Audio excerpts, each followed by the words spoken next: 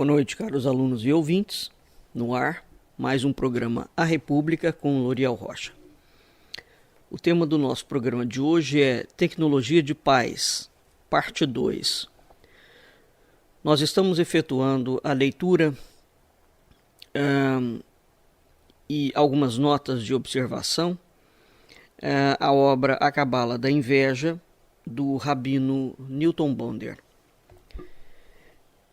Nessa obra, no final da obra, conforme dito na aula passada, ele tem um capítulo dedicado à tecnologia de paz. Isso pode parecer um tanto quanto o título, repito, histriônico, dado que por tecnologia a gente entende ciência e algo para promover a paz está intrinsecamente ligado a armamento, não é? Então, a paz, por sua vez, é invocada entre seres humanos, de modo que o título Tecnologia de Paz ele ilustra para a gente, já de saída, uma lição. Que tecnologia é esta a que o rabino se refere e que paz é essa? Evidentemente que essa tecnologia ela não está ligada a nenhum processo científico, como ele explica. Portanto, não é uma tecnologia que é resultado de uma metodologia, de uma experimentação científica, portanto, conduzida através de formulações matemáticas muito bem postadas e extremamente complexas. Essa tecnologia está presente na própria estrutura humana. Então, o homem aqui visto como um grande carro. Vamos lembrar que a própria ideia de Merkabah, o carro da alma, os carros divinos, o próprio funcionamento das hierarquias celestes, por exemplo, os tronos, os arcanjos, os anjos, nós vemos uma estrutura, digamos, corpórea. Vamos falar desse modo. Se a gente for analisar a apresentação desses seres, que mostra que o próprio corpo do ser não é uma máquina. Máquina não é a terminologia adequada, não é a palavra adequada, mas ele funcionaria como um veículo. E veículo é uma palavra que a Cabala usa muito. Um veículo, um receptáculo. Um veículo é aquilo que pode estar em movimento e pode estar em repouso. Então, uma tecnologia de paz é uma tecnologia que depende substancialmente e essencialmente do ser humano. Ela não depende de dinheiro, ela não depende de universidades, ela não depende de nenhum tipo de legislação, ela não depende de nenhum componente exterior ao próprio ser do ser humano. Então aqui o ser humano visto em sua inteireza, o ser humano visto em sua integralidade. Aí, como diria Schelling, o ser humano como natureza. Uma natureza, como os gregos concebiam, uma natureza invisível, uma natura naturans e uma natura naturata, e uma natureza visível, uma natureza aparecida. Então, por trás deste corpo que nós somos e que nós habitamos, há um espírito, há uma alma, né? a consciência, hoje em dia já se separa muito bem três instâncias do ser humano: o cérebro, que é o órgão físico, a mente, que não é o cérebro, e a consciência. O ser é consciência, né? Então, o que o Rabino vai colocar aqui, nesta parte, é que, em todo este capítulo, é que, portanto, a consciência, a paz, a tecnologia de paz, ela só pode ser promovida via consciência, né? Porque mesmo no mundo comum, no mundo da geopolítica mundial, as guerras acontecem o tempo todo. Depois que as guerras se esgotam, por inúmeras razões, entra a busca pelo diálogo, a busca pela paz. E é interessante porque a paz é invocada exatamente no momento em que cessam as armas. Então, o que é preciso entender é que, de fato, nenhuma tecnologia externa que use de violência ou de opressão ou de capacidade de morte traz a paz. Isso não é um discurso pacifista, não é? Isso é um recurso que todo ser humano tem. E é um recurso que provém dele mesmo. É a capacidade de dialogar. É a capacidade de se expressar. É a capacidade de entender o outro, que é o que ele coloca, que nós vimos na aula anterior. É a chamada sede de outridade. Otávio Paz, o prêmio Nobel, falava muito sobre isso, né? Sobre a sede de outridade. Como é que nós vemos o outro? E Otávio Paz também clamava pela necessidade urgente da construção de uma aristocracia do coração. Bem, aqui nós estamos, portanto, diante de um desafio. Mas este desafio está consoante a nossa própria tecnologia espiritual. Qual é o desafio? Como é que eu consigo passar do pensamento ético aos gestos éticos? Como é que eu transformo a minha consciência em comportamento concreto? Eis o grande desafio do homem desde que o mundo é mundo. Porque nós podemos pensar na paz.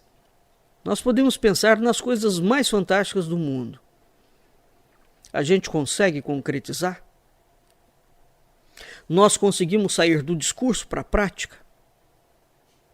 Então aqui há alguns desafios que a gente tem que enfrentar. Eu, por exemplo, sou filósofo, dou aula de filosofia e especificamente dentro do IMUB, da nossa organização sem fins lucrativos, nós temos um curso chamado Filosofia e Consciência, que é dado há 25 anos. E a grande dificuldade que a gente entende e que todos os alunos expressam, quando eu digo todos, são todos, 100%, é exatamente essa. Intelectualmente, a pessoa entende o que você está ensinando, mas ela não consegue materializar na vida dela aquilo que ela aprende. Existe uma dificuldade de você transformar pensamentos éticos em ações éticas, né? Evidentemente que essa dificuldade desse trânsito, veja, é um trânsito interno, é de mim para mim. Aí nós temos, vamos olhar sempre para o outro, para o exterior, para a minha criação, para o meu pai, para a minha mãe, para o emprego que eu tenho, para a vida em sociedade, para a minha falta de dinheiro, para a doença, enfim. Eu vou sempre para os traumas, eu vou sempre buscar alguma coisa, uma justificativa, um argumento que está fora de mim e que impede de me transformar. Né?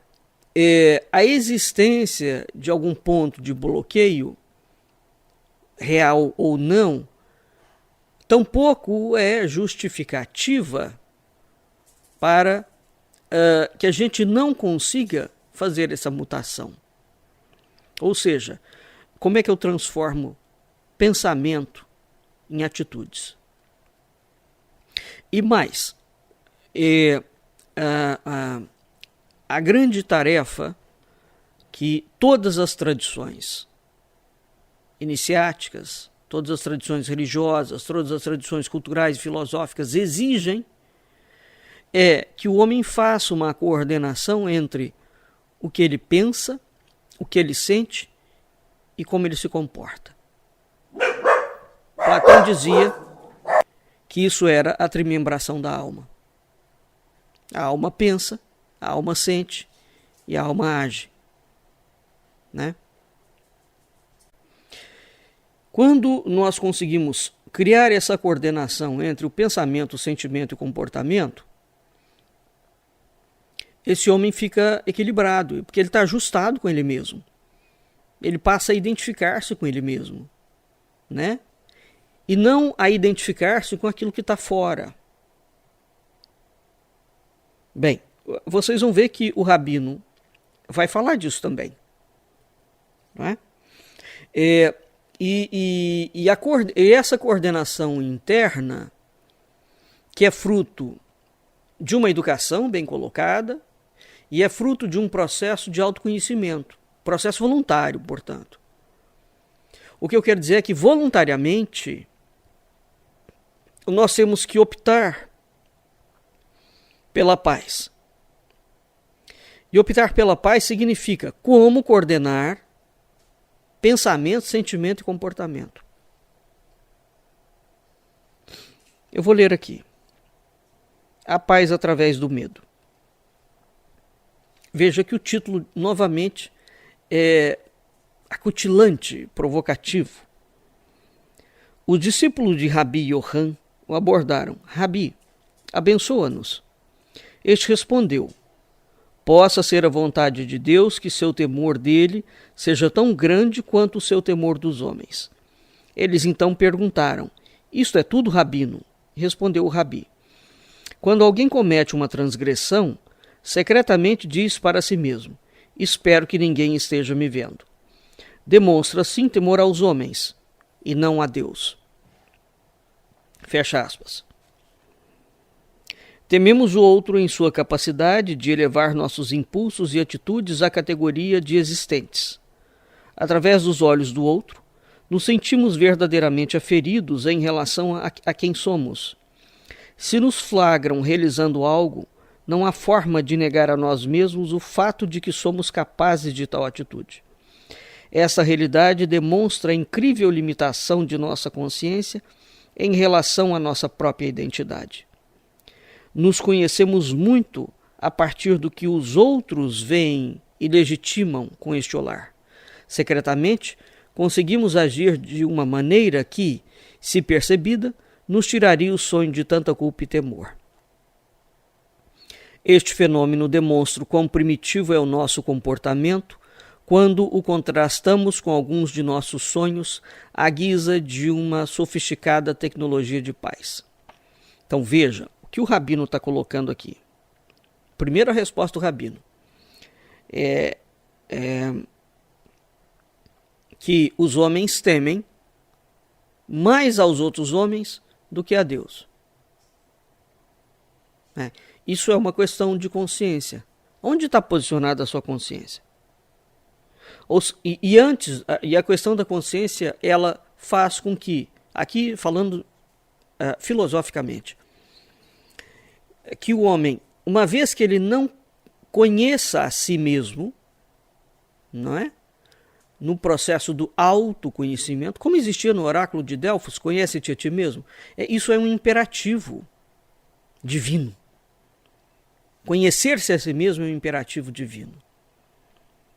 Então, uma vez que eu conheço a mim mesmo, eu estou identificado comigo mesmo. Se eu estou identificado comigo mesmo, eu não estou identificado com o mundo. Isso equivale a dizer o seguinte: eu não tenho desprezo pelo mundo, mas os meus referenciais e valores, eles são a partir de mim. É de mim para o mundo, não é do mundo para mim.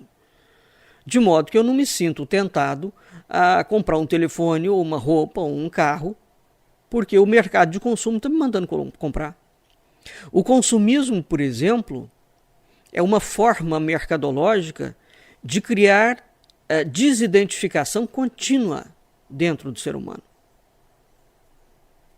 Porque para ele consumir, ele tem que estar o tempo todo identificado e esvaziado. Ele tem que se sentir sempre carente de algo, né? Ele está sempre vazio, digamos assim. Não é o vazio budista, hein? Que é a plenitude, né? Ele está sempre vazio no sentido de que ele não tem nada mesmo. Esse vazio precisa ser preenchido. E esse preenchimento é sempre com o que vem de fora, não é com o que ele tem dentro. Então, o ser humano, ele age, a paz, por exemplo. Quando nós vamos falar em paz, nós vamos falar porque nós somos movidos pelo medo de que as pessoas reconheçam, enxerguem que nós somos violentos. Até que ponto eu me conheço? Você que está me ouvindo se conhece. Mas aqui essa pergunta, esse conhecimento, ele é profundo. Porque o conhecimento, quando ele é real, ele gera uma aceitação. O homem é um animal, né? Racional. Mas ele é um animal. Nós temos, portanto, as características da irracionalidade.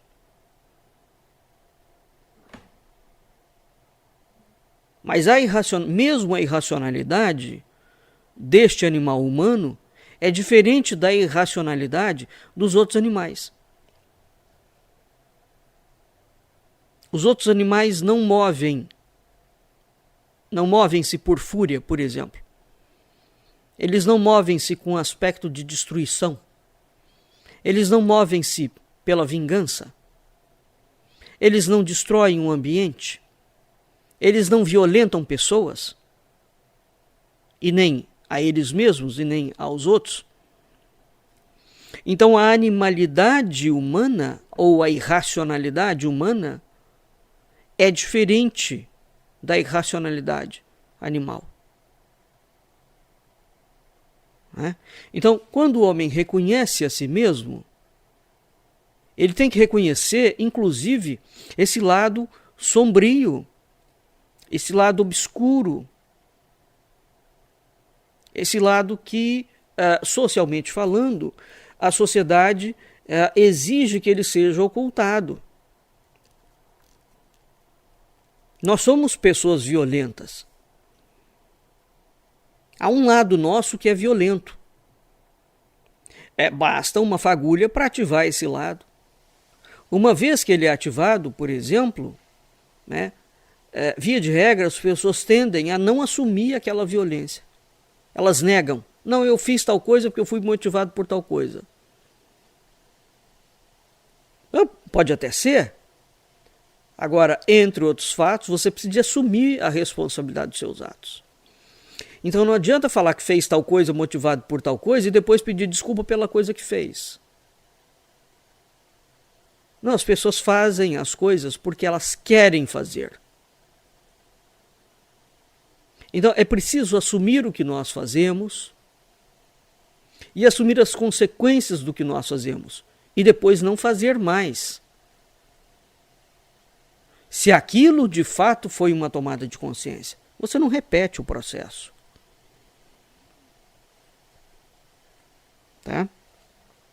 Então, é preciso ter consciência em relação à nossa própria identidade. É isso que o Rabino está falando. E para ter consciência em relação à nossa própria identidade, nós precisamos de conhecer a nós mesmos. Continuando. Este fenômeno demonstra o quão primitivo é o nosso comportamento quando o contrastamos com alguns de nossos sonhos à guisa de uma mais sofisticada tecnologia de paz. Na realidade, nossa consciência só estabelece claros sentimentos de vergonha até a dimensão da ação ou dos olhos. Tal qual os homo sapiens emocionais e espirituais da humanidade, Adão e Eva, buscaram ocultar sua nudez com folhas de parreira, nós também nos preocupamos apenas com a nudez externa que nossa consciência nos faz perceber. Estes humanos primevos haviam atingido o nível de sabedoria em que reconheciam o mundo exterior como exterior, em que diferenciavam o real e a imaginação. O real era o que se via e que podia ser também atestado pelo outro. O imaginário era a intimidade a qual os outros não tinham acesso. O imaginário e a intenção não eram objeto de vergonha. O que o Rabino está falando uma coisa básica hoje em dia, que no mundo, dadas as pautas absolutamente identitárias, movidas por uma manobra acadêmica já de muitos séculos, a gente não consegue distinguir o real do imaginário. Mas é óbvio que nós conseguimos distinguir o real do imaginário. Agora, a propaganda que existe hoje é enorme em relação a isso. E aí diz que o real é relativo ao seu pensamento, a forma como você vê o mundo. Não, uma mangueira independe do que eu penso sobre ela, ela continua sendo mangueira. Mas é a mangueira modificada geneticamente e que começa a produzir pera. Bom, não é pera, não é mangueira e não é pera. Tá claro? Então, a filosofia ela tem uma preocupação muito grande com a essência. O que faz de uma mangueira mangueira? Isso é uma discussão de essência na filosofia. Né? Do verbo ser, o verbo enai. O ser é. Uma mangueira é uma mangueira. Um cavalo é um cavalo. Mas o que caracteriza o cavalo é a cavalice dele. O que caracteriza a mangueira é a mangueirice dela, ou seja, é o ser dela, é a essência dela. E isso está contido na aparência, na manifestação, na forma, ou isso está contido também na forma em algumas outras coisas. Não é? Porque a forma também designa função. Há uma relação aqui. Uma melancia quadrada continua sendo uma melancia? Os japoneses inventaram uma melancia quadrada para facilitar o encaixotamento dela. Um porco fosforescente, que teve o seu gene, como a China desenvolveu, cruzado com algas, ele continua sendo porco? Entende? Então, o fato, a dimensão da genética, ela está criando um outro universo. Você não pode chamar aquele animal que foi criado de porco. O porco é o referencial, é a matriz, a alga também. Ele tem pais distintos. Mas tem que dar um outro nome para ele. Um Pégaso não é um cavalo. A gente diferencia muito bem isso, por exemplo. Então eu falaria, o Pégaso é um cavalo alado. Não. Um Pégaso é um Pégaso. Um Pégaso é um animal fabuloso, é um animal sobrenatural. Um cavalo é um animal natural, dentro do mundo dos elementos. Bem, então o imaginário e o real, por que o Rabino está colocando isso? É a fronteira da nossa consciência. Como é que eu me imagino para o mundo, como é que eu me apresento e como eu sou na verdade. Eu sou alguém extremamente violento, mas eu não passo para o mundo exterior aquela imagem de violência. Agora, eu pratico a violência, mas não gosto de ser detectado. Quando eu for detectado, eu vou negar. É isso que o Rabino está colocando. Que é este primitivismo do comportamento. Que, de certa forma, é resultado da falta de autoconsciência. Da não visualização correta de quem nós somos. Tanto para o lado bom, quanto para o lado mau. Porque todos nós temos um lado de luz e um lado de sombra. E não há como aniquilar a sombra. Ela existe ali dentro. Ela faz parte, é intrínseca. É preciso reconhecê-la, respeitá-la, administrá-la e, quando ela se manifesta, enfrentá-la e aceitar, assumir a responsabilidade dessa aparição. Assim como a gente também tem que assumir a responsabilidade da aparição da luz. Não é? Voltando. Estamos, portanto, na busca de uma nova tecnologia de relacionamentos, à espera de um mergulho ainda mais profundo para fora do paraíso. Então veja que quando ele fala em tecnologia de paz, ele está falando desse encontro do homem com ele mesmo. E quando ele vai para o mundo, conforme eu havia dito na aula passada, ele se relaciona com o mundo. Todo ser humano nasce, cresce, desenvolve e morre em sociedade. Então nós estamos falando de relacionamento. Qual é a qualidade desse relacionamento que o homem terá quando ele sai da sua casa e vai para o mundo? Ele não precisa a gente pensar em ir para o trabalho. Você saiu, você mora num apartamento, num condomínio, vai dar uma volta no condomínio. Quando você sai do seu ambiente, como é que você se relaciona? E mesmo quando você está dentro do seu ambiente, quem é você? Como é que você se relaciona com o seu filho, com a sua mulher, com a sua sogra, com seus parentes, com seus alunos? Como é que é você dentro da sua casa? Necessitamos de um novo casal inicial que sinta vergonha da alma do outro e não apenas de seus olhos. Essa é a dimensão em que descobrimos nossas intenções como possuidoras de uma legitimidade de nos representar igual à concedida às nossas atitudes. Ampliamos assim a área de nossa responsabilidade, ou seja, a que nos define como indivíduos, para incluir também a dimensão da intenção. Quanto à nossa natureza, aos impulsos não individualizados, estes ficam limitados à intenção da intenção, como vimos acima. Uma coisa é a intenção, hein? Outra coisa é a intenção da intenção. Vou explicar a diferença.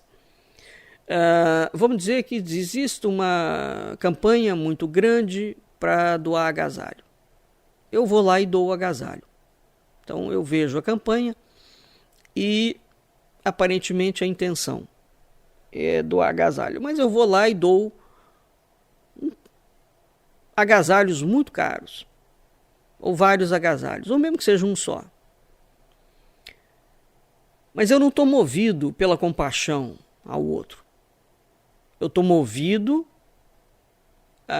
pelo desejo interno de aparecer com aquela doação de agasalho. De me mostrar. Mas esse desejo é secreto, ele é interno. Eu não falo sobre ele para ninguém. Eu mantenho ele guardadinho dentro de mim. Isso é a intenção da intenção. Então, os rabinos dizem que uma coisa é a intenção. Se a intenção da intenção, dependendo da intenção, o seu ato externo é anulado. Porque verdadeiramente o que está te movendo não é nenhum desejo de compartilhamento, de acolhimento do sofrimento do outro, e sim o desejo da aparição. Está claro? Então, é a nossa responsabilidade, essa dimensão da nossa interioridade, dos nossos desejos, da nossa intenção, da nossa vontade, que é legítima, mas ela tem que ser enfrentada. Não vamos dizer que você queira aparecer, É muito mais legítimo e muito mais honesto. E é difícil o que eu vou falar, porque eu explico isso para os meus alunos, eles levam muito tempo para entender. É muito mais honesto você ir doar o agasalho e verbalizar para você mesmo com transparência. Não, eu estou doando porque, na verdade, eu quero aparecer. Então, quando você começar a se confrontar consigo mesmo, para entender a dimensão da sua distorção de consciência, ou da sua falta dela, isso é muito melhor do que você negar que você está querendo aparecer e vai lá para dar uma de bonzinho. Esse enfrentamento do nosso lado, que a gente quer esconder aos olhos do outro, que é o Rabino começa com isso, né? A paz através do medo. Você tem medo de quem? Do outro. Você tem medo do julgamento do outro. Então, por isso você simula, você camufla, você mimetiza o seu comportamento, seu pensamento, seu sentimento, porque você não quer enfrentar a sua própria realidade. Mas você é aquilo, entende? Em algum momento alguém vai descobrir. E aí é todo o problema. Quando alguém descobre que você é daquele jeito, você nega, você vai para cima da pessoa, age com violência, porque não quer enfrentar. Não é? Devemos compreender que o uso de conceitos como ampliar a abrangência de nossa vergonha talvez expresse sentimentos aparentemente não tão positivos como a culpa ou o remorso. Porém, trata-se de uma tentativa deliberada de utilizar a linguagem de um antigo paradigma na expectativa de aludir a um novo, ainda que em gestação. É neste espírito que o Rabi Yohanan abençoa seus discípulos, pedindo que temam tanto a Deus quanto aos homens. Obviamente, não deseja um mundo regido pela tirania de um Deus que tudo vê e que, portanto, elimina qualquer possibilidade de livre-arbítrio. Seu objetivo, ao mesmo tempo, é fazer descer a compreensão de uma consciência sutil ao seu nível mais inferior, onde possa ser apreendida. Porque internamente a gente sabe que Deus perdoa, digamos assim. Deus não pune, não julga. Então a consciência humana, ela comete erros absurdos e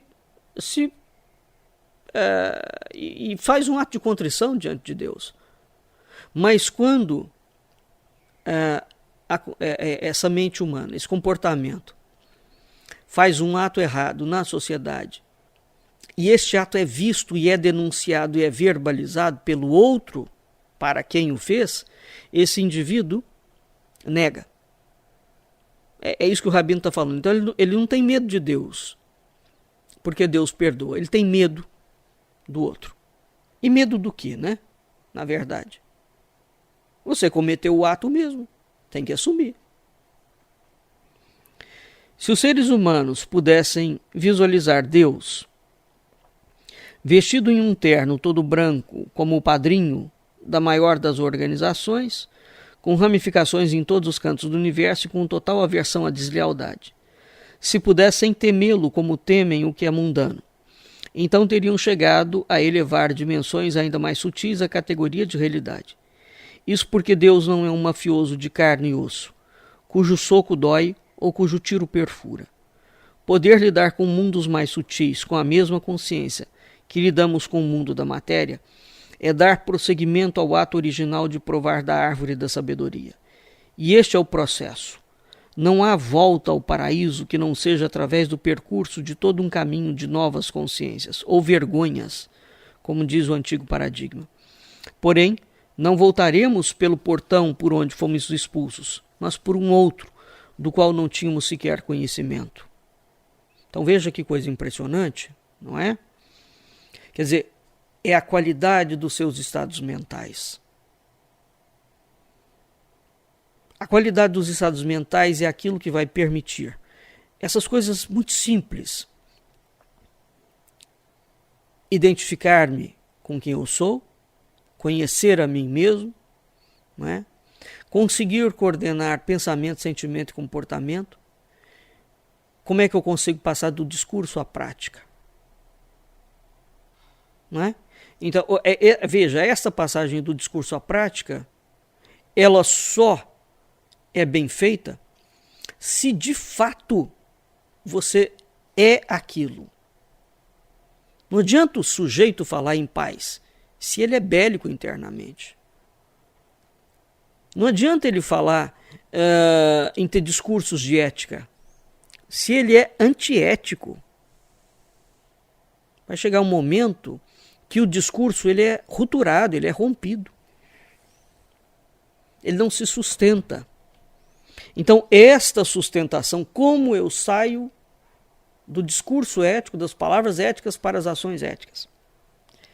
Esse, inclusive, é o grande problema de toda gestão, de toda empresa, de todo governo. O modelo de gestão é exatamente isso. Vamos motivar o funcionário. Mas motivar para fazer o quê? O que ele tem que fazer? Mas eu preciso de motivação? A gente precisa de motivação para ter responsabilidade? A gente precisa de estar sendo distraído?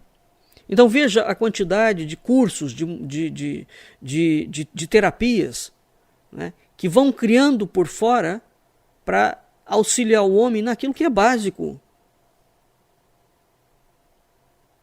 Ele tem que ser responsável por ele mesmo, assumir a responsabilidade perante a vida dele e assumir quem ele é. Isso hoje em dia parece que está cada dia mais difícil. Os rabinos visualizavam esse processo, ou seja, de que é preciso haver uma consciência de si, onde o medo externo seria gradativamente substituído pelo interno, ou onde a vergonha externa seria transformada em interna. Por que ele está falando em interna? Que nós deveríamos, então, temer cada vez mais a Deus? Não. O temor desaparece. E aqui fica uma consciência plena de que a gente tem que lidar com um mundo multidimensional. Um mundo do espírito e um mundo da matéria. E dentro dessa multidimensionalidade a gente tem que ser exatamente igual. O que eu sou internamente, eu devo sê-lo externamente e vice-versa, tá? Nos dias de hoje, a figura do próprio Deus punitivo desaparece. No momento em que surge um novo mundo, onde é até prática institucionalizada recorrer-se a terapeutas para eliminar culpas e vergonhas. Apenas nesta época é que o verdadeiro temor e a verdadeira vergonha podem ser realmente resgatados. Este novo ser, que pode surgir em tempos como o nosso, consegue enxergar, além do nu que os olhos expõem, a nudez da alma.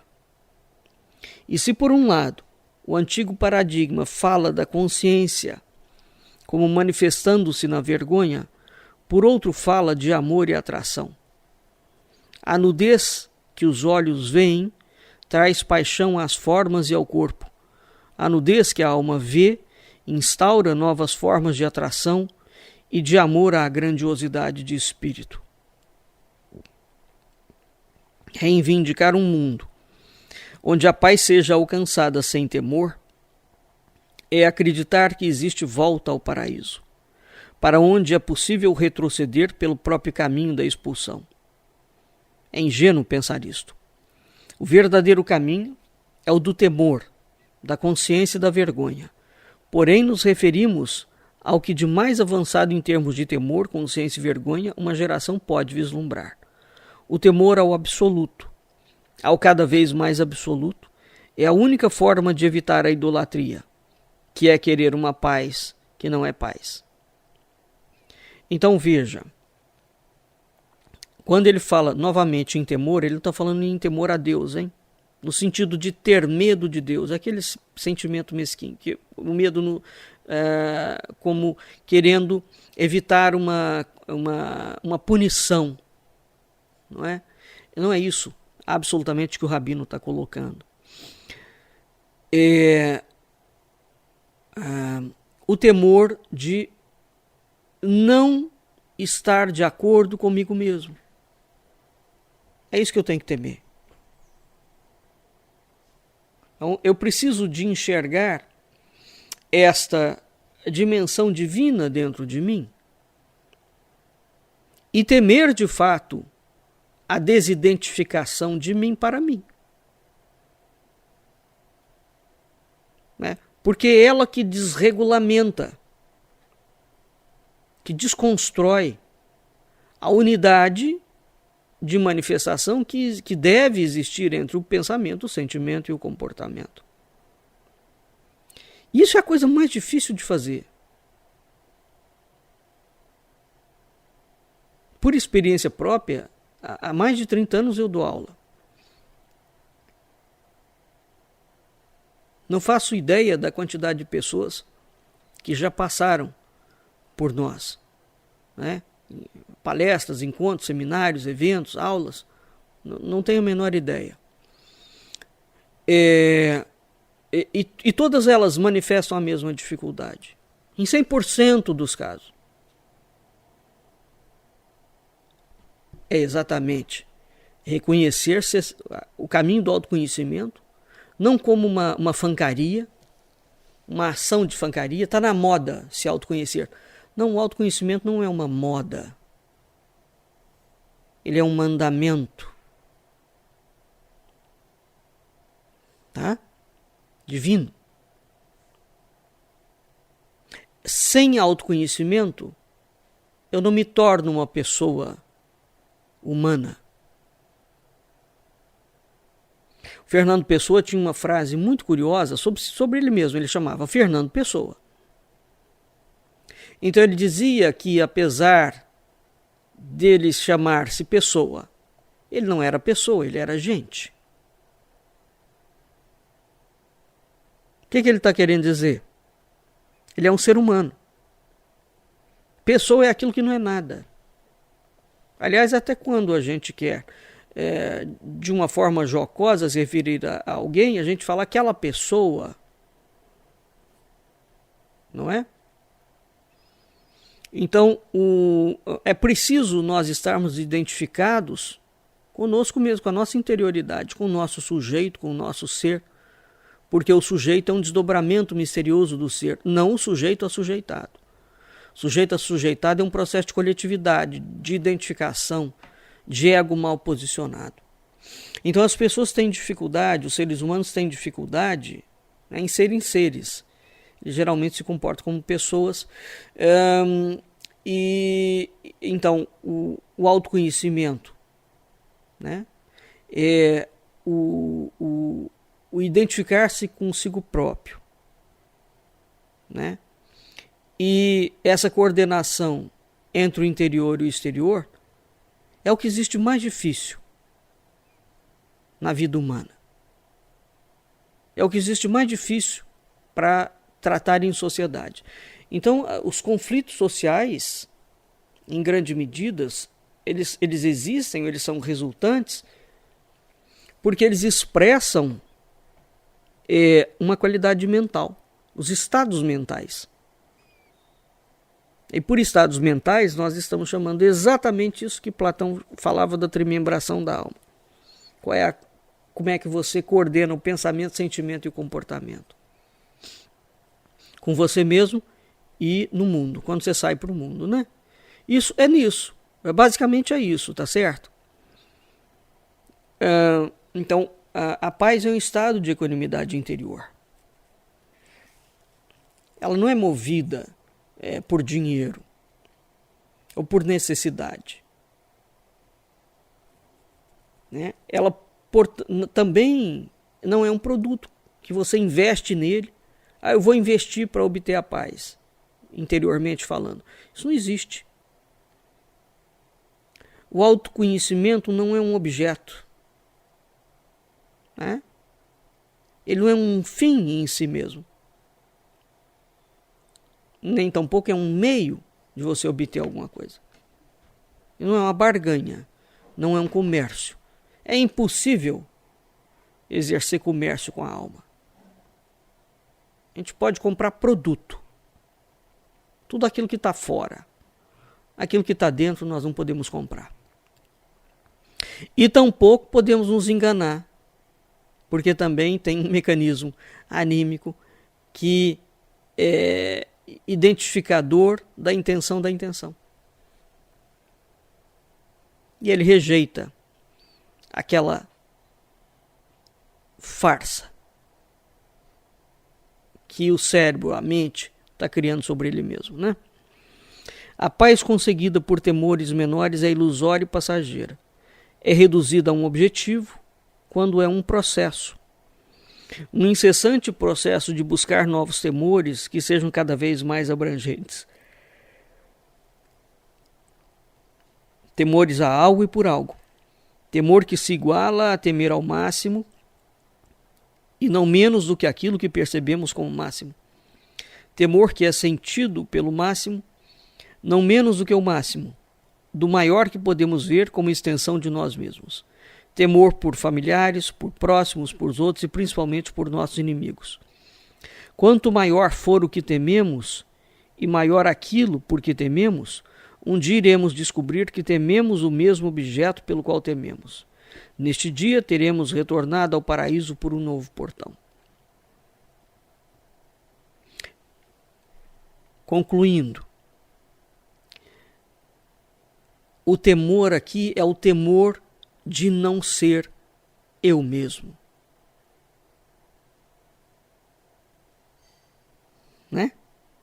É o temor do não compromisso com a minha consciência. É o temor de deixar de lado o autoconhecimento, que é talvez um dos maiores mandamentos. E é um mandamento no sentido de que é um imperativo, no caso do ser humano. Conhecer-se a si mesmo. Ele não é uma moda, é um mandamento. Todo homem tem necessidade e precisa conhecer-se a si mesmo. Não é? Então, o mundo é interessante porque a gente ouve muito, né?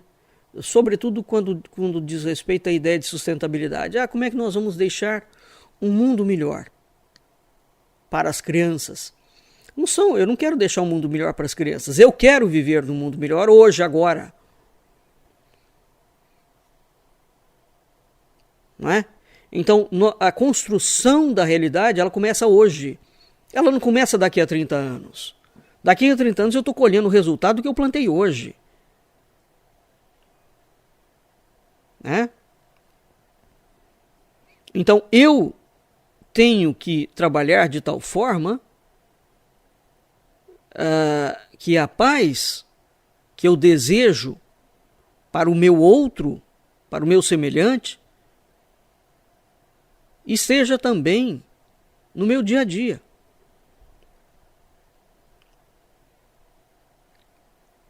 E como nós só estamos falando de processos de interioridade, não tem tempo.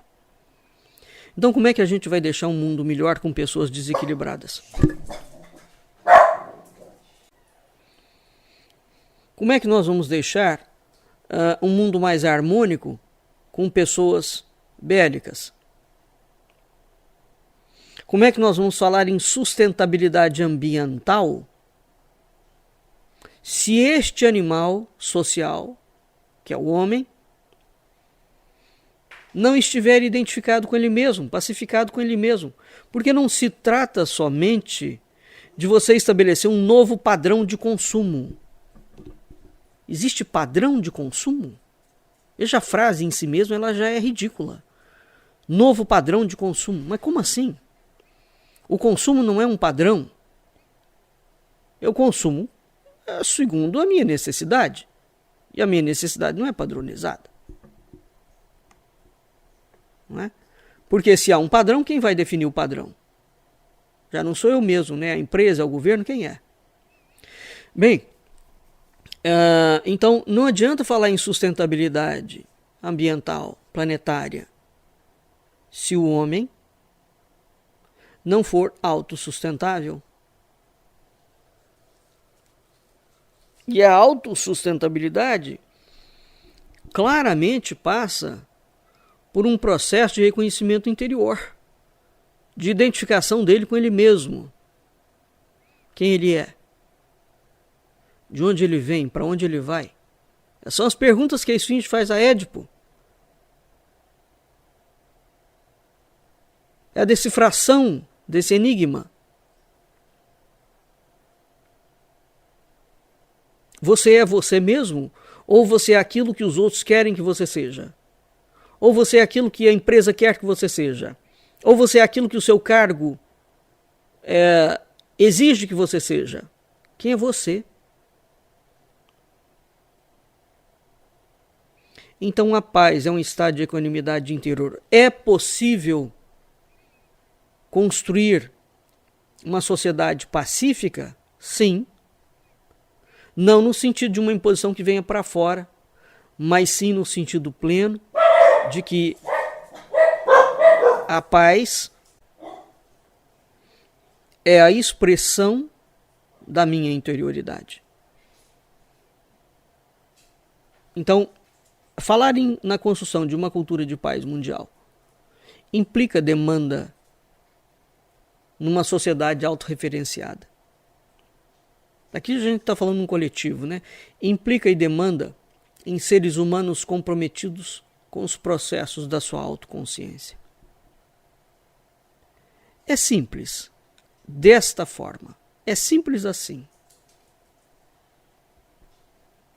E esta simplicidade é que torna a vida extremamente complexa.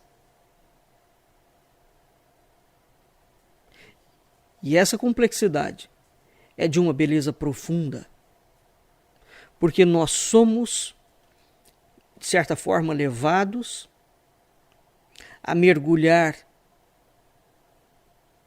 nas dimensões imensas e inúmeras, múltiplas que existem dentro de nós mesmos. O ser do ser humano. A busca pela tecnologia de paz demanda que se vislumbre que a autoconsciência é um mandamento divino. Vamos ficando por aqui e até o nosso próximo encontro.